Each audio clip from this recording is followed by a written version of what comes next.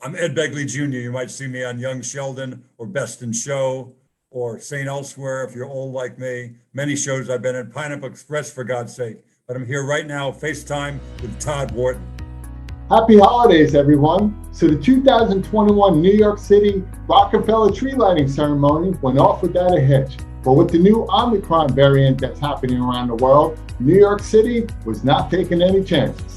Here we go, and that is it. There we go, that's all. Now that's fucked up.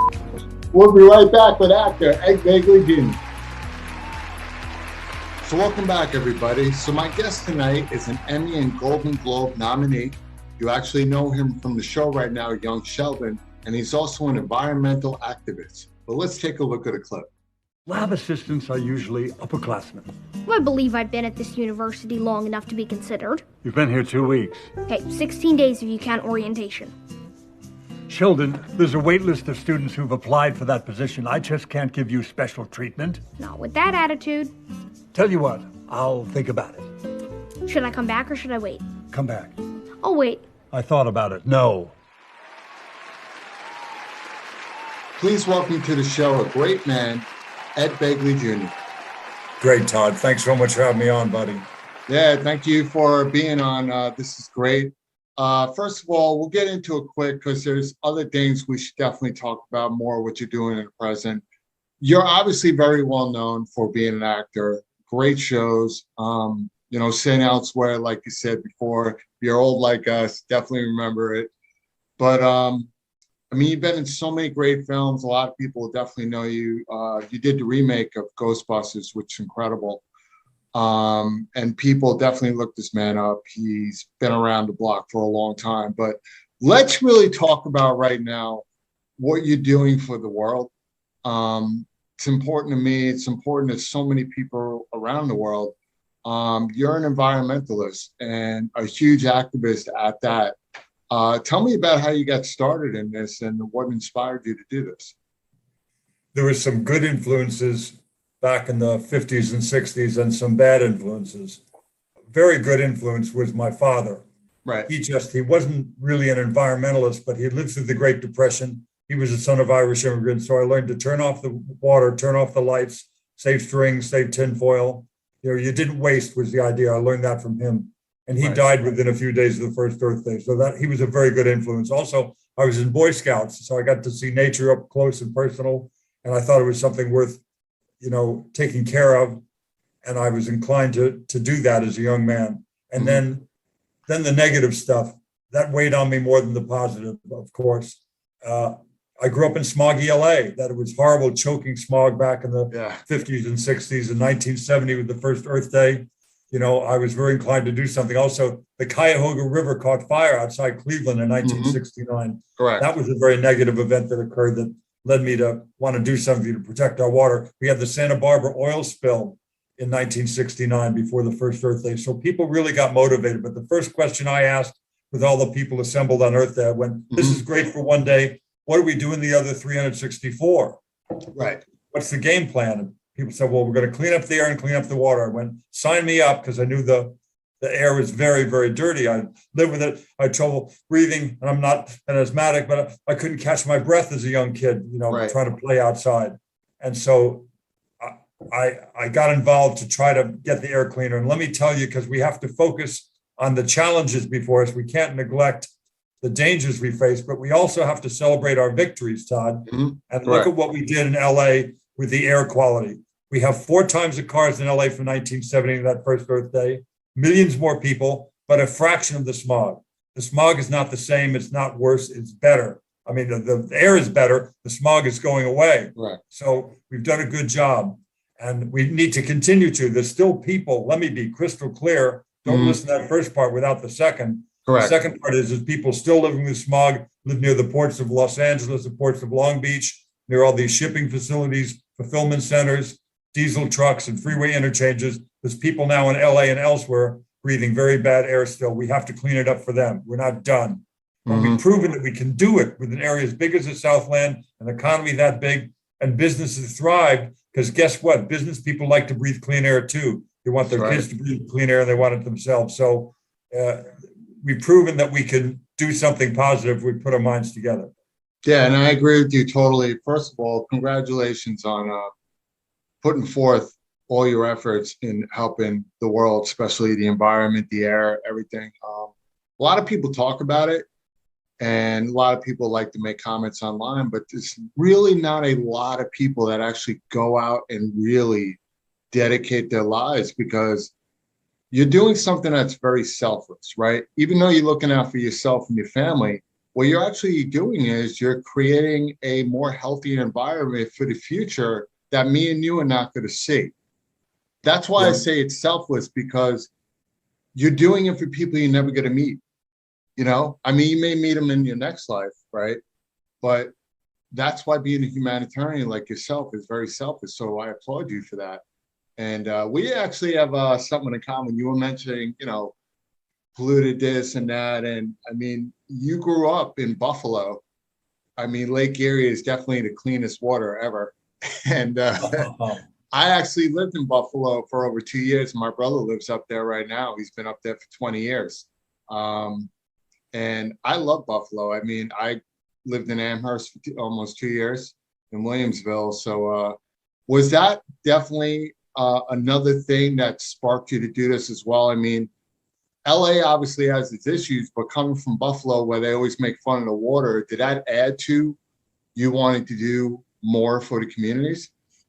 Let me be clear about the timetable. I sadly was only in Buffalo for 1 year. I was going to school in Lewistown, right near Niagara Falls there. And I was there for 1 year at this military school called Stella Niagara Military School, Stella Niagara Educational Park. But I was still in New York State for a lot of my younger years. I was there out on Long Island, in Merrick on Long Island, saw some of the pollution out there. But seeing it there in the Buffalo area with the carborundum plant and all the pollution came from that, and Hooker Chemical and Love Canal and all that happened after I went to school there. You know, they had a lot of environmental challenges there, not just Love Canal, other places with air pollution and water pollution. And so that was part of what, yes, to answer your question specifically, even though it was 1 year instead of many years, it affected me. Every morning we woke up, you know, to go across the courtyard to school in our military uniforms, and you could smell that smell of carborundum, that chemical smell every morning. It really was an acrid chemical smell. So if you're smelling it, you're absorbing it in some way into your body, into your system. And so it's something I took note of, and I vowed to try to eliminate toxics from my life as best I could. Right. And do you find it, we all know that acting, we all hit walls and obstacles where you have to overcome it to get to the next step. Do you find there are more obstacles convincing people that taking care of the earth is harder to do as an environmentalist than convincing somebody of a role that you can play as an actor? You ever find that?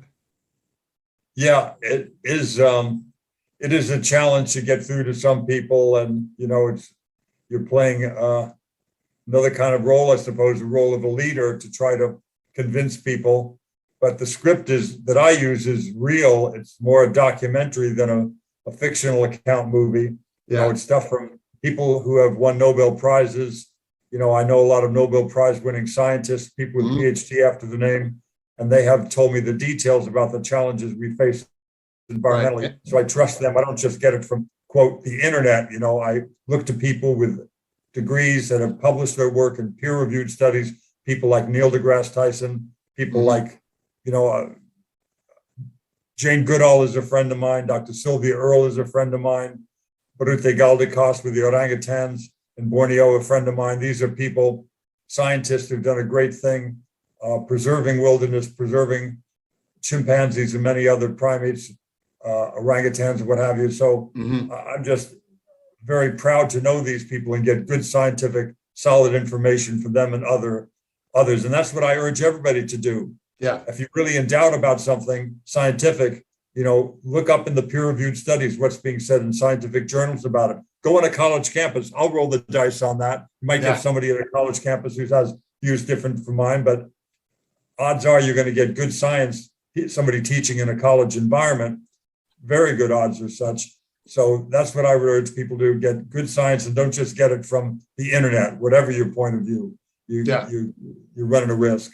Yeah, and I agree with you on that. You know, it's funny. I mean, me and you are not from the era of, social media, right? I'm older than you think. And we had that blue collar mentality where if we wanted to learn something, we take our library card, we go to the library and we read about it. Today, all of the information's on the internet. What I'm finding is when there's more info available to you at the, drop of the dime on the computer, your phone, whatever, more people are less likely to do their research because it's there instead of going to look, Right. which always drove me crazy. Now, you mentioned some people that you've known to work with on research. You are good friends with Bill Nye, I believe, the science guy. So, how did you two link up, and what was your camaraderie there and the respect that you had for each other when it came to the environment?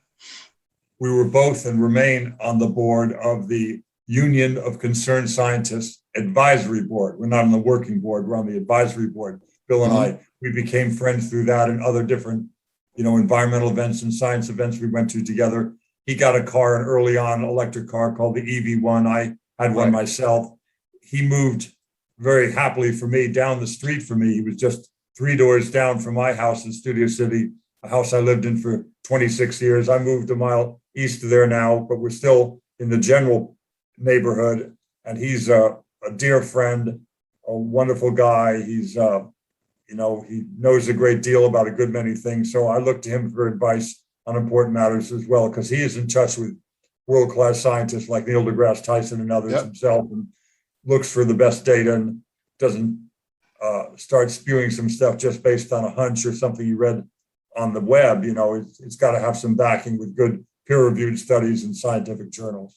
Yep, and I agree with you, and thank you for telling us about that. A lot of people didn't know that. Now, recently, well, not recently, your house is pretty much completely eco-friendly, correct? You had this whole thing rebuilt? Yeah, I did. I lived in that house near Bill Nye for 26 years, long before he moved in. I was there for quite a while. I moved in '88 and loved it. And then it started with something that I found aggravating at the time, but now I'm grateful. My wife wanted more closet space. It was a little house. It was a 1,700 square foot house, the same size as the house I grew up in Van Nuys. So it was easy for me to live there, but she wanted a little more room for her clothes and other things. So it started, well, we can build a little bigger over here, but it'll be close to the property line, the easement. We got to be careful. And finally, we realized we couldn't do what she wanted, what I needed, which is solar still and the good insulation, everything. So, and a vegetable garden out back. So we were going to have to look elsewhere. So I said, okay, here's the deal. If you can find a house with a south facing roof for my solar panels, or flat or south facing, and it has this amount of room for my rain tank in the backyard, I'll bury underground, this amount of room for my vegetable garden, and buy it at this price, I wrote a number down, I'll move tomorrow. She'll never find it. I was about to say, like, what? She found a place that met all those criteria. But then, as it turns out, we had to take it down to a vacant lot. We recycled all the materials. They built a church out of it in Mexico with all the old wood and bricks. We didn't throw anything in a landfill. We recycled everything. But we had to build from the ground up with the house because the foundation couldn't sustain a second story. The current house on site there was 1 story. And there's a beautiful oak tree to the south of the house. So I needed to get good sun on my solar panels. And no way was I going to cut down or harm or risk an oak tree for solar panels, even for a worthy cause like that. I'm not going to mess with an oak tree. So the architect and others said, well, we got to go up higher, got to do a second story. And in so doing, we couldn't use any of the old house other than recycling it to make a new structure out of it. But now with that kind of new technology, Todd, today's technology, and 12-inch thick walls, double pane windows everywhere, passive solar design with all the glass in the house on the south-facing side so the sun can come in the wintertime and warm the house and not warm the house in wintertime when the sun's straight up. All that stuff, very clever design, 10,000-gallon rainwater tank, 9 kilowatts of solar, 2 big 4 by 10 foot solar thermal panels, and on and on. There's a long list of things I can bore you with, but it makes the house very, very energy efficient. Well, let me ask something. I'm glad you're bringing up all these things because there's a lot to go into making it eco-friendly. And I think one of the main concerns of people is what it always comes down to is money, right? All the stuff that you named. Is this an expensive thing to do? But in the end, will people be saving money to do this, because that is the main concern. People will deal with oil before they deal with, solar and everything else because it saves them money. Unfortunately, that's the way of the world. How is that economy wise for a lot of homeowners? Are they able to do this? I urge people to do it exactly the way I did it. Because Right. back in 1970, Todd, I was a broken, struggling actor. I wanted solar panels. That's I right. couldn't afford 1970 solar panels. They were crazy expensive and really hard to get. Right. I wanted lots of things. I wanted a fancy electric car. I couldn't afford a fancy. I bought a $950 electric car. It was basically a golf cart with a windshield wiper and a horn. Right. The steering wheel. So you don't run up Mount Everest. You get to base camp and you get acclimated, and you only climb as high as you can. Not everybody makes it to the summit and gets a Tesla and solar panels or any of that kind of stuff. But start small and build. That's what I did. Get some energy efficient light bulbs, put up some weather stripping, energy saving thermostat, home gardening if you have some space, home composting if you have some room for that. Become a vegetarian, or become a vegetarian just one day a week, see if you like it. Eat more plant-based stuff no matter what you eat. Do all that stuff that's very inexpensive, and then it will probably happen with you the way it happened with me, and that is a few years into it, I'd saved so much money from all that low-hanging fruit, I could afford a solar oven. Pretty soon I'd save enough money to buy a rain barrel to collect some rainwater. Pretty soon, after many years, 15 years, I could afford solar on my house. Not solar electric still. Right. I could afford solar hot water. 1985 in my home, I put in then. 1985, I bought a share in a wind turbine. Instead of investing in oil stocks or something, I wanted a green investment. I bought a wind turbine as part of a wind farm in the California desert, put out many homes worth of power for many years, for about 30 years. Yeah. And I like the way you did. Sorry, Todd. No. What I was saying was, I like the way you said it perfectly. Build up to it, right? You don't have to go crazy over one. It's like anything else. Like, hey, if you want to go out to a 5-star meal and you can't afford it, you do each week, put a little money away of your paycheck. So one day you can go out. And I love that you just said that, because that's what blue collar people need to hear, right? They don't want to see like, oh, this guy's got all this money. No, listen, like he said, he was a starving artist in the 70s, like a lot of us were, but he had to do it smartly and build and what's important to you. So I'm glad you put it that way. And Ed, you actually became a part of something in 2004, which is dear to my heart. You are on an advisory committee for the group 2004 Racism Watch, which was created by your friend Ed Asner, great actor. And the reason why it's close to me, a lot of people have seen me and known me. I've been with Ben Crump when it comes to civil rights.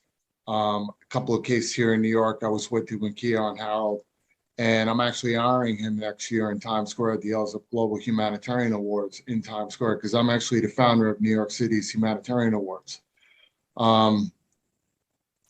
What made you decide to go into that route, even though it's part of a humanitarian area? What was that significance in that time that you're like, I need to join this? And why did you do that? You mentioned the reason why I did it without knowing a few minutes ago. Ed Asner, he was a dear friend, a great mentor to me in many, parts of the social justice movement, what have you. And he was my advisor. I didn't know much about Nicaragua or El Salvador, places like that back in the 80s. And I learned a lot about what was going on there then and a lot of other important matters. So from my friend Ed Asner and Mike Farrell, other friends of mine educated me on these matters. And so I learned a bit, got involved, and tried to be of help. I also got to know the incredible Cesar Chavez from the United Farm Workers. Yeah. And that's a hell of a story. I'd helped from a distance for a while, just sending some money when they had different fundraising efforts and what have you. And then one day I'm at a restaurant in LA near LAX, and I'm having a bowl of oatmeal, and this guy drives up in kind of a really beat up kind of a car. And he gets out. I go, God, that guy looks just like Cesar Chavez, but I know it couldn't be him. He's an internationally known labor leader. But he was in this very modest car, gets out, he walks by. It is him. It's Cesar Chavez. So I go over after he orders his food. I say, I don't want to interrupt you. I've been a supporter for years, and I just want to tell you I admire what you do. He says, well, what's your passion? I said, well, I've been active environmentally for a while. He says, well, that's good you're out saving the owls and saving the whales. What about the people? I said, I know exactly what you're talking about. I know about these kids that got sick in McFarland and Earlemart, this kid Mario Bravo, and I named some of the names. He said, you and I are going to be friends for a long time. You know, I started working with him on pesticide issues and what have you, how the laborers were being sprayed sometimes accidentally in the fields and what have you, brought those toxics home to them, to their families inadvertently. So that was a lifelong friendship. And eventually I had the sadness and the honor of carrying his coffin through the streets of Delano when he passed in 1993. I wound up writing a play about his life and his work. So there's some people like that that move me, like Cesar Chavez and Dolores Huerta, who started the United Farm Workers with Cesar Chavez. She is still with us and very active. And as I said, Ed Asner and Mike Farrell, friends like that, told me about, you know, Central America, what was going on there, and many other labor issues and issues of racism and discrimination and what have you. I've learned from some people that I trust. Yeah, and I love the way you say the word learn. I was telling Liam Price in my last interview, in order to be a teacher, you have to be a student always. And Yes. I love that you're using the word learn a lot, because even as an actor, you know, you learn every time you're on set. You know, you learn new things and you learn from new directors, you know, old directors. And getting back to that, and well, before we do that, first of all, thank you again for being an advocate and an activist as well for so many issues. There should be more and more that actually come out and really do it, because we all know that there are some people that just do it for the 20% write-off because their attorney tells them they have to do it, you know. But I appreciate when you are actually doing it as a full-time gig, just like your acting career, which is really, really great. So thank you for that. Getting to your film and TV, you've obviously been a part of a lot of iconic films, Golden Globe nominee, Emmy. Do you have anything that you're working on right now that we should know about that should be coming up in the future now that the pandemic is kind of over, so all filming is coming back? Do you have something that we should know about that you're working on? There's a couple things I cannot talk about because I signed an NDA for a movie that's going to be a very impressive movie with a hell of a cast, and also a TV show that I'll be coming back to that I can't talk about for the same reason. But I can talk about my work on Young Sheldon, because it's no surprise that I'm back for another season on that. They're airing them already.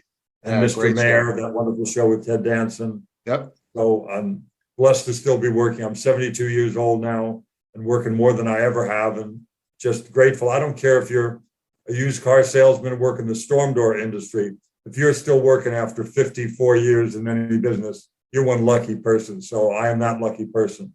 Yeah, and it's not just luck, man. Obviously, the stars are aligned and realize that you are a good actor, and a lot of directors would be honored to work with you. It's obviously in your family. Your father's an Oscar winner. You're a nominated actor. Just getting nominated out of millions of actors, that's an honor within itself. And it's not even just an Emmy. I mean, Golden Globes, that means, you know, your peers are voting for you as well, which is pretty amazing. Thank you, Todd. And yeah, of course. And I'm honored to interview you and a lot of the other people that come on the show. So to hear some of the stories that you're doing, not just from the acting point of view, that's more important to me and a lot of the people out there today, because we all know what you do, right? But let's talk about what a lot of people don't know what you do. Now, to wrap up, I know you created the Ed Begley Living, and I believe your whole family is involved with that, correct? From your wife to your daughter.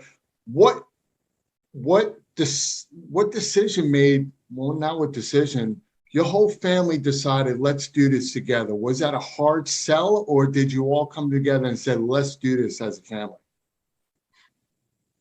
My wife cared about it when we met. We met at an environmental event. We had met before that, but we kind of re-met and started dating at an environmental event for the Friends of the River.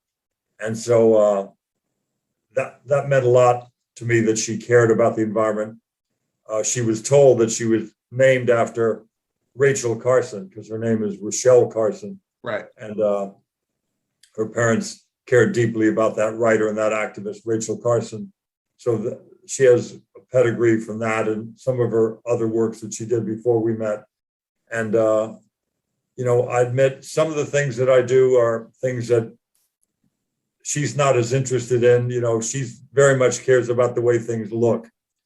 And I used to fight her on that. Now I've learned, Todd, I just say yes to whatever she wants, the way it looks is fine. As long as it's still practical and is not energy hog, Yeah. I say yes to it. If she wants things to look one way, let her have it. And then just make sure hidden in the walls or is technology that will make the house more efficient, hidden on the roof.